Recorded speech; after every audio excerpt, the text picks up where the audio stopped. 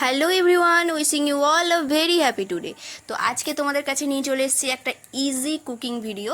তো আজকে বানাচ্ছি দই ইলিশ। তো রান্নাটা খুবই ইজিভাবে করছি, তো তোমরা অবশ্যই ট্রাই করে দেখো। আর রান্নাটা যদি ভালো লেগে থাকে অবশ্যই লাইক কমেন্ট শেয়ার করো, আমার প্রোফাইলটাকে ফলো করে দিয়ে যেও। তো দেখো, প্রথমেই আমি ইলিশ মাছগুলোকে ভালো করে ধুয়ে পরিষ্কার করে নিয়েছি। তো চলো এবারে একটা মশলা তৈরি করে নিই। তো তার আগেই বলি, আমি এখানে মাছটা কাঁচাভাবে রান্না করব, তো তোমরা চাইলে ভেজেও নিতে পারো। তো দেখো, এখানে আমি প্লেটের মধ্যে দিয়ে দিলাম সর্ষে আর কাঁচা লঙ্কার পেস্ট, দিয়ে দিলাম একটা বড় চামচের 1 চামচ দই, দিয়ে দিলাম হলুদের গুঁড়ো, লঙ্কার গুঁড়ো, স্বাদ মতো নুন ও সর্ষের তেল দিয়ে মশলাটাকে ভালো করে মিক্স আপ করে আর দিয়ে দিচ্ছি ওপর থেকে কাঁচা মাছগুলো।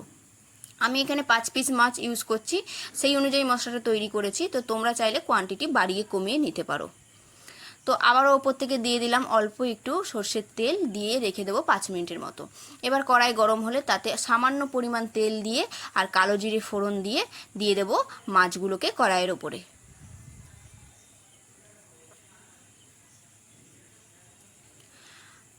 মাছগুলোকে সমানভাবে কড়াইয়ের মধ্যে দিতে হবে, যাতে প্রতিটা মাছই ভালোভাবে কুক হয়ে যায়। তো এরপরে আমার প্লেটের মধ্যে যে মশলাটা ছিল তার মধ্যে আমি 1 কাপ জল দিয়ে মশলার জলটা আমি দিয়ে দেবো মাছের ওপরে।